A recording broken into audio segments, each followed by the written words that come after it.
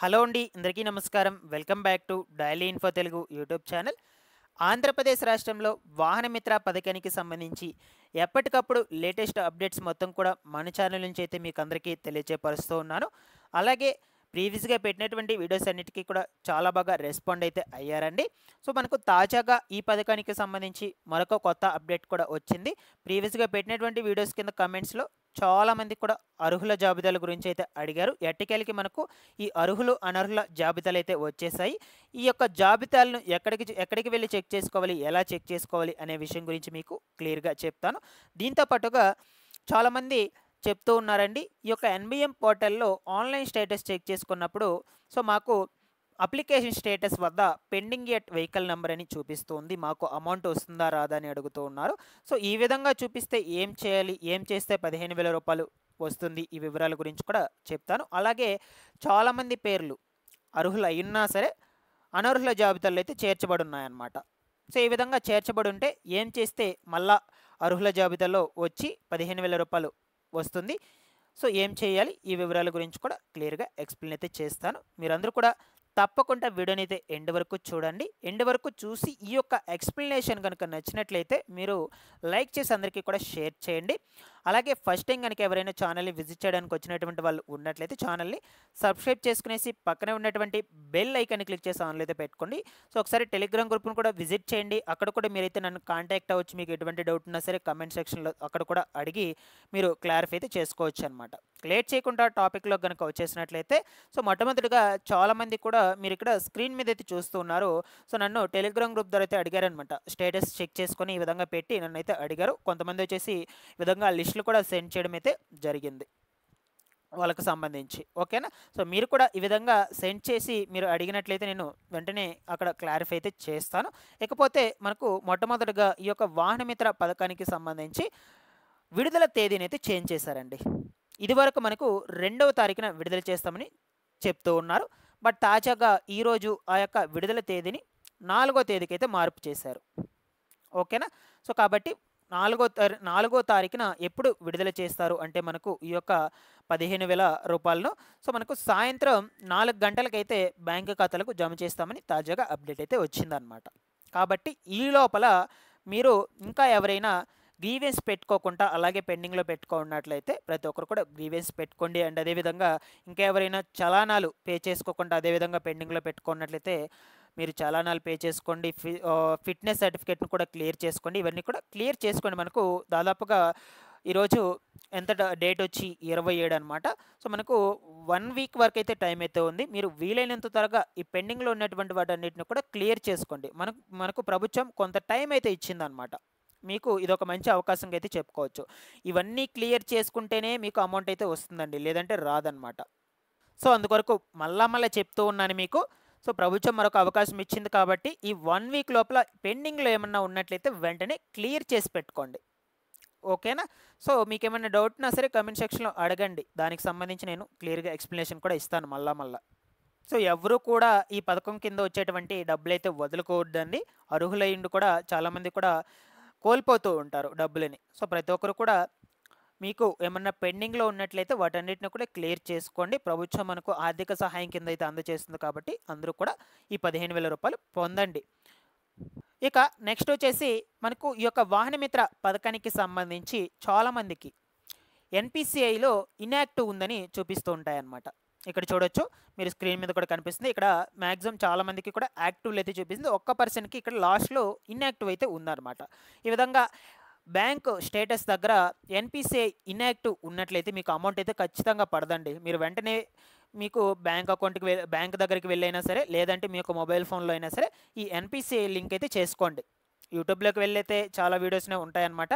మీరు సెర్చ్ చేసినట్లయితే NPCI link ఎలా చేయాలి అంటే క్లియర్గా తెలుగులో అయితే ఎక్స్ప్లెనేషన్ అయితే ఇస్తారు వాళ్ళు. దాన్ని బట్టి అయితే మీరు మొబైల్ ఫోన్లోనే లింక్ అయితే చేసుకోవచ్చు. లేదు మీకు అంత నాలెడ్జ్ లేదు అనుకుంటే బ్యాంకుకి వెళ్ళండి, అక్కడ అడిగితే చేస్తారు క్లియర్గా. ప్రతి ఒక్కరు కూడా ఎన్పిసిఐ యాక్టివ్లో అయితే ఉండేటట్టు పెట్టుకోండి. ఈ యొక్క ఎన్పిసిఐ యాక్టివ్లో లేకున్నా మీకు అన్ని పర్ఫెక్ట్గా ఉండి ఇదొక్కటే మీకు రిమార్క్ ఉన్నట్లయితే అమౌంట్ అనేటువంటిది అయితే పడదనమాట. సో మీరు అంత కష్టపడి అన్నీ కూడా క్లియర్ చేసుకొని దీని దగ్గర అయితే రిమార్క్ ఉన్నట్లయితే అమౌంట్ అయితే పడదనమాట. అందుకొరకు మళ్ళీ చెప్తూ ఉన్నాను. ఈ యొక్క బ్యాంకుకు సంబంధించి బ్యాంక్ అకౌంట్‌కి సంబంధించి మీరు ఏదైతే ఇచ్చుంటారో ఆ బ్యాంక్ అకౌంట్‌కి సంబంధించి ఎన్‌పిసిఐ యాక్టివ్‌లో ఉండేటైతే చూసుకోండి. అండ్ అదేవిధంగా ఆధారు మీ బ్యాంక్ అకౌంట్‌కి లింక్‌లో ఉండేటట్టు కూడా చూసుకోండి. ఇవి ప్రాపర్‌గా చెక్ చేసుకోండి. ఇక్కడ చూడొచ్చు స్టేటస్ దగ్గర అందరికీ యాక్టివ్ అయితే ఉంది. ఒక పర్సన్‌కి మాత్రమే ఇన్‌యాక్టివ్ అయితే ఉందన్నమాట. ఇలా ఎవరికైనా ఉన్నట్లయితే యాక్టివ్‌లో కొట్టించేటట్లయితే చేసుకోండి ఎన్‌పిసిఐకి సంబంధించి. ఓకేనా? సో ఇది కూడా ఒక ముఖ్యమైన ఇంపార్టెంట్ అప్డేట్‌గానే చెప్పొచ్చనమాట. సో ఇక ఫైనల్‌గా వచ్చేసి చాలామంది పేర్లను అనర్హుల జాబితాలో అయితే చేర్చున్నారనమాట. వాళ్ళు అర్హులైనా సరే అనర్హుల జాబితాలో అయితే చేర్చున్నారు. సో మీరు వీలైనంత త్వరగా ఈ యొక్క గ్రీవియన్స్ రైజ్ చేసుకుంటే మీకు మళ్ళా కూడా అర్హుల జాబితాలో నేమ్స్ అయితే వస్తాయి. దాని తర్వాత రూ. 15,000 విడుదల చేస్తారనమాట. సో ఇక ఏ రిమార్కులు ఉంటే మీరు గ్రీవియన్స్ రైజ్ చేసుకోవాలి అనే విషయం గురించి అయితే ఇప్పుడు డిస్కస్ చేసుకుందాం. ఇక్కడ చూడొచ్చు మనకు 1 బై 1 అయితే ఇచ్చున్నారు. సో మీరు గ్రీవియన్స్ రైజ్ చేసుకోవాలన్నా మీ మొబైల్ ఫోన్లో అయితే చూడలేరనమాట మీరు. అర్హులు అనర్హుల జాబితాలను చూడాలనుకున్నా కూడా మీ మొబైల్ ఫోన్లో అయితే చూడలేరు. డైరెక్ట్‌గా గ్రామ వార్డ్ సచివాలయంకి వెళ్ళి అక్కడ మనకు ఈ యొక్క గ్రామంలో అయితే డిజిటల్ అసిస్టెంట్ అధికారి అయితే ఉంటారనమాట. నెక్స్ట్ పట్టణాల్లో అయితే వార్డ్ వెల్ఫేర్ ఎడ్యుకేషనల్ అసిస్టెంట్ అయితే ఉంటారు.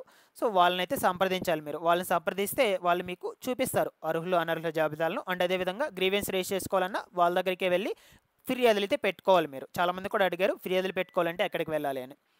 గ్రామ వార్డ్ సచివాలయంకి వెళ్ళి ఫిర్యాదులు కూడా పెట్టుకోవాలన్నమాట. ఓకేనా? సో ఏ కారణాలు చేత మీరు ఈ యొక్క పథకానికి సంబంధించి రూ. 15,000 పొందడం లేదు, సో ఏ రిమార్క్స్ వల్ల మీకు స్టేటస్లో ఇనెలిజిబుల్ అని చూపిస్తుంది, మొట్టమొదటిగా అది తెలియాలి మీకు. ఇక్కడ మనకు 1 బై 1 అయితే ఇచ్చున్నారు. చూడొచ్చు ఎలక్ట్రిసిటీ బిల్ వల్ల మీరు ఇనెలిజిబుల్ లిస్ట్లో ఉన్నట్లయితే మీరు దానికి సంబంధించి గ్రీవెన్స్ అయితే పెట్టుకోవచ్చు అనమాట. నెక్స్ట్ ఇక్కడ చూడొచ్చు ఇంకొక పాయింట్ వచ్చేసి fail to submit application with in time frame. ఓకేనా? సో మీరు విత్ ఇన్ టైంలో ఈ యొక్క అప్లికేషన్ సబ్మిట్ చేసుకోలేకపోయినా సరే మీరు ఈ యొక్క పథకానికి సంబంధించి గ్రీవెన్స్ అయితే పెట్టుకోవచ్చు. ఎలక్ట్రిసిటీ బిల్ వచ్చేసి మనకు సగటు వచ్చేసి సరాసరి 12 నెలలకు ముందు అయితే వాళ్ళు తీస్తారనమాట క్యాలిక్యులేట్ చేసి. దాన్ని బట్టి అయితే మీకు పథకం కింద రూ. 15,000 ఇవ్వాలా లేదా అని డిసైడ్ చేస్తారు. సో మీకు ఒకవేళ అర్హులని కన్ఫామ్గా అనిపించినట్లయితే మీరు గ్రీవెన్స్ అయితే పెట్టుకోండి, నో ప్రాబ్లం. దాని తర్వాత fitness, vehicle tax, RC expired ఇవన్నీ కూడా వీలైనంత త్వరగా చేసుకోండి. మీకు ఒకవేళ ఎక్స్పైర్డ్ అయిపోయినట్లయితే, లేదు మీకు అన్ని ప్రాపర్గా ఉన్నా సరే మిమ్మల్ని ఇనెలిజిబుల్ లిస్ట్లో జాయిన్ చేస్తుంటే సో మీరు గ్రీవెన్స్ పెట్టుకోండి ఒకసారి. దాని తర్వాత 4 వీలరు. ఇక నెక్స్ట్ వచ్చేసి మీకు 4 వీలర్ లేకపోయినా సరే ఉంది అని మిమ్మల్ని దాంట్లో జాయిన్ చేయించినట్లయితే ఇనెలిజిబుల్ లిస్ట్లో మీరు గ్రీవెన్స్ రైజ్ చేసుకోవచ్చు. గవర్నమెంట్ ఎంప్లాయీ, సో మీరు గవర్నమెంట్ ఎంప్లాయీ కాకపోయినా గవర్నమెంట్ ఎంప్లాయీ అని అనర్హుల జాబితాలో నేమ్స్ పెట్టున్నట్లయితే గ్రీవెన్స్ పెట్టుకోవచ్చు. ఇన్కమ్ ట్యాక్స్ పే చేయకపోయినా పే చేస్తున్నారని మిమ్మల్ని ఇనెలిజిబుల్ లిస్ట్లో పెట్టినట్లయితే దీనికి కూడా గ్రీవెన్స్ అయితే పెట్టుకోవచ్చు. ఇక ఇనెలిజిబుల్ డ్యూ టు పెండింగ్ చలానాల వల్ల కూడా చాలామందికి పెండింగ్లో అయితే పడిపోయినదనమాట. సో మీరు చలానాలు కూడా క్లియర్ చేసుకుంటే మిమ్మల్ని ఎలిజిబుల్ లిస్ట్లోకి అయితే జాయిన్ చేస్తారనమాట. దాని తర్వాత invalid licence details not found. చూడండి ఇవన్నీ కూడా ప్రాపర్గా గుర్తుపెట్టుకోండి. మీకు రిమార్క్స్లో వీటిలో ఏ ఒక్క రిమార్క్ కనిపించినా సరే మీరు వెంటనే వెళ్ళి గ్రీవెన్స్ రైజ్ చేసుకోండి. ఓకేనా? Invalid licence details not found, invalid vehicle registration, vehicle not found, land not having rice card లేకపోవడం. ఇక పేమెంట్స్ వచ్చేసి మీరు ఈ యొక్క చలానాస్ కావచ్చు, ఇవి ఇంకా వేరేటివి ఏమన్నా పెండింగ్లో పెట్టుకున్నట్లయితే మీకు ఈ విధంగా చూపిస్తుంది అనమాట. Urban property. ఓకేనా? సో అర్బన్ ప్రాపర్టీ తర్వాత వెహికల్ చేంజ్డ్ అండ్ సోల్డ్. ఓకేనా? సో గతంలో ఇంకొక వెహికల్ అయితే ఉంటుందన్నమాట, దాన్ని అమ్మేసి కొత్త వెహికల్ కొనుంటారనమాట చాలామంది కూడా. ఆ విధంగా కొత్త వెహికల్ కొన్నటువంటి వాళ్ళకి కూడా పెండింగ్లోనే ఉన్నాయి. మీరు గ్రీవెన్స్ రైజ్ చేసుకుంటే కొత్త వెహికల్ డీటెయిల్స్ మొత్తం కూడా పెట్టుకొని మీకు చేంజ్ అయితే చేస్తారనమాట. దాని తర్వాత వచ్చేసి రాంగ్ ఈకేవైసీ డన్ను. ఓకేనా? వెహికల్ వచ్చేసి మీ పేరు మీద ఉంటుంది. సో మీ ఈకేవైసీ అప్డేట్ వచ్చేసి మీ యొక్క భార్య అయితే కంప్లీట్ చేస్తుంటుంది అనమాట. ఈ విధంగా రాంగ్గా ఏమన్నా ఈకేవైసీ కూడా కంప్లీట్ చేసుకున్నట్లయితే దానికి సంబంధించి కూడా గ్రీవెన్స్ అయితే మీరు పెట్టుకోవచ్చండి. సో చాలా రకాలే ఉన్నాయి ఇక్కడ మనకు. వీటన్నిటి గురించి కూడా క్లియర్గా చెప్పాను 1 బై 1. ఇందులో మీకు ఏ ఒక్క దానికి సంబంధించి రిమార్క్ ఉన్నా సరే వెంటనే వెళ్ళి గ్రీవెన్స్ రైజ్ చేసుకోండి. మీకు ఏమన్నా డౌట్స్ ఉన్నా సరే కామెంట్ సెక్షన్లో అడగండి. నేను ముందు ఇంకొక వీడియోస్లో అయితే క్లియర్గా ఎక్స్ప్లెయిన్ చేయడానికి అయితే ప్రయత్నిస్తాను. Thanks for watching this one.